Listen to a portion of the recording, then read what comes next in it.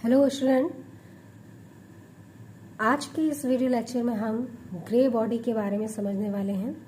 तो grey body को समझने से पहले जो हमने प्रीवियस वीडियो लेक्चर में वाइट बॉडी, ब्लैक बॉडी और ओपैक बॉडी के बारे में समझा था कि किस तरह से वहाँ पर एब्जॉर्बिविटी, रिफ्लेक्टिविटी और ट्रांसमिटिविटी किस तरह से बिहेव करती हैं, तो वो सारी चीज़ें हमने समझी। तो वही सारी चीज़ें हमें ग्रे बॉडी में भी कंसीडर करनी है।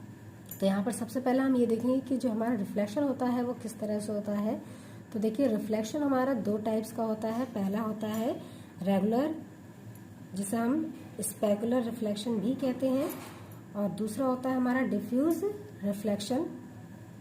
तो यहाँ पर देखिए, जो रेगुलर रिफ्लेक्शन होता है, यहाँ पर देखिए इंसिडेंट रेडिएशन हमारी जो सरफेस होती है उस पर इंसिडेंट होती है और फिर वो हमारी डायरेक्ट रिफ्लेक्ट हो जाती है। तो रेगुलर रिफ्लेक्शन देखिए क्या होता है। Regular reflection implies that angle between the reflected beam and the normal to the surface equals the angle made by the incident radiation with the same normal. Reflection from highly polished and smooth surface approaches specular characteristics. तो इस case में देखिए, regular reflection के case में क्या होता है, जो हमारे रिफ्लेक्टेड बीम है यानी कि रिफ्लेक्टेड रेडिएशन और जो नॉर्मल टू द सरफेस यानी कि ये जो हमारा सरफेस पे जो ये हमारी नॉर्मल यहाँ पर ड्रॉ की जाती है एक लाइन जिसे हम नॉर्मल कहते हैं, ये हमारा क्या है, नॉर्मल।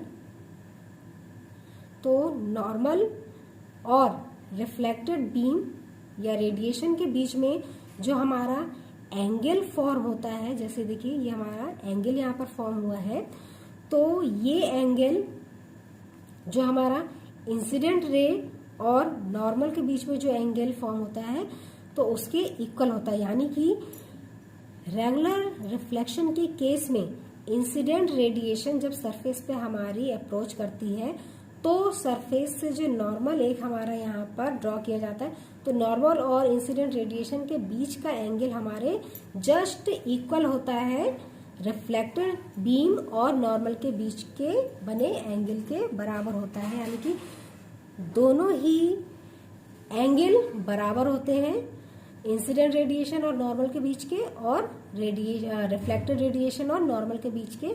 तो इस तरह से इसे हम रेगुलर रिफ्लेक्शन कहते हैं या फिर स्पेकुलर रिफ्लेक्शन कहते हैं। Reflection from highly polished and smooth surfaces approaches specular characteristics. Regular reflection हमारा कहाँ होता है, तो ऐसी सरफेसेस जो हमारी बहुत ज्यादा हाईली पॉलिश्ड होती हैं, यानी कि जैसे हमारा ग्लास होता है, तो इस तरह की जो सरफेसेस होती हैं बिल्कुल स्मूथ होती हैं, प्लेन होती हैं और हाईली पॉलिश्ड होती हैं। तो इस केस में क्या होता है, जो हमारी इंसिडेंट रे होती है जो हमारी हाईली पॉलिश्ड सरफेस से टकराती है, वो टकरा कर रिफ्लेक्ट हो जाती है, ना कि डिफ्यूज होती है। यानी कि हाईली पॉलिश्ड या फिर स्मूथ सरफेस पर जब भी इंसिडेंट रे हमारी अप्रोच करती है तो वो डायरेक्टली हमारी रिफ्लेक्ट हो जाती है सिंगल बीम में।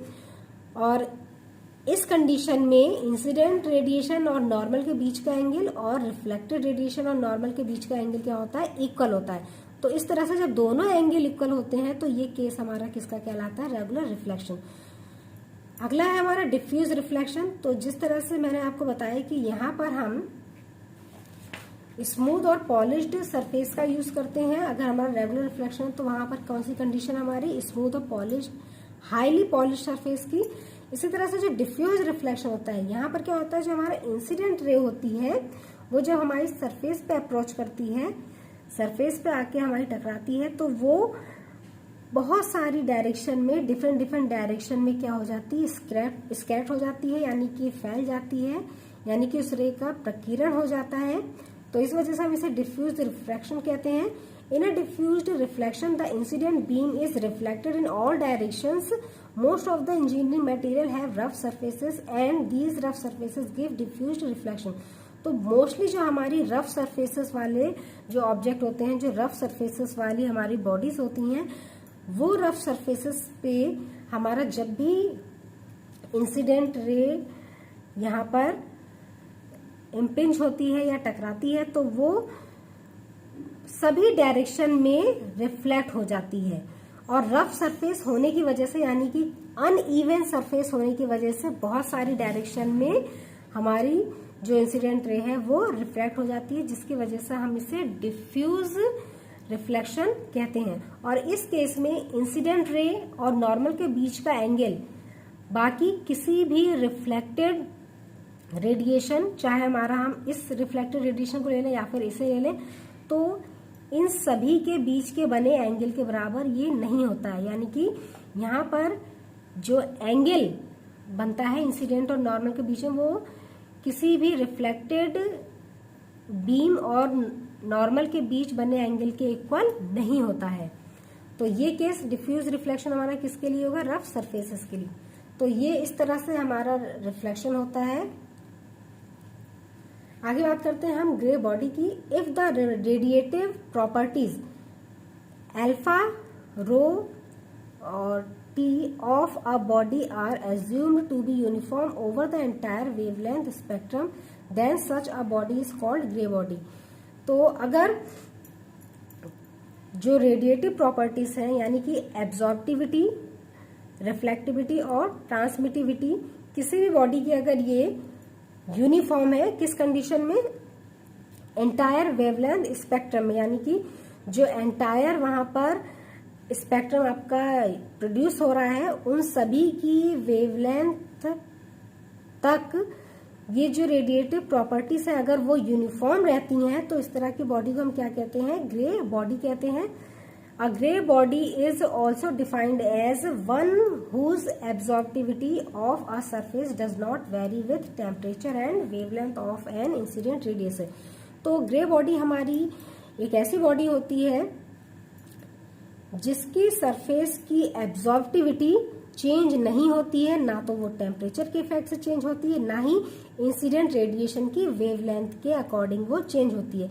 इसीलिए मैंने आपको ऊपर बताया कि चाहे कोई भी स्पेक्ट्रम आपका हो तो उस अलग जो भी आपका स्पेक्ट्रम होगा उन सभी में सभी स्पेक्ट्रम की वेवलेंथ आपकी अलग अलग होगी। और अलग अलग वेवलेंथ के होने के बाद भी अगर रेडिएटिव प्रॉपर्टीज हमारी यूनिफॉर्म रहती हैं तो वो ग्रे बॉडी कहलाती है। तो यहाँ पर भी देखिए जो सरफेस की एब्जॉर्प्टिविटी है वो इंसिडेंट रेडिएशन की वेवलेंथ और टेम्परेचर से पूरी तरह से इंडिपेंडेंट रहती है, यानी कि वेरी नहीं करती है। तो इस तरह की जो बॉडीज होती है वो हमारी क्या कहलाती हैं? ग्रे बॉडी कहलाती हैं। तो ये हमारा ग्रे बॉडी के बारे में एक जनरल इंफॉर्मेशन थी।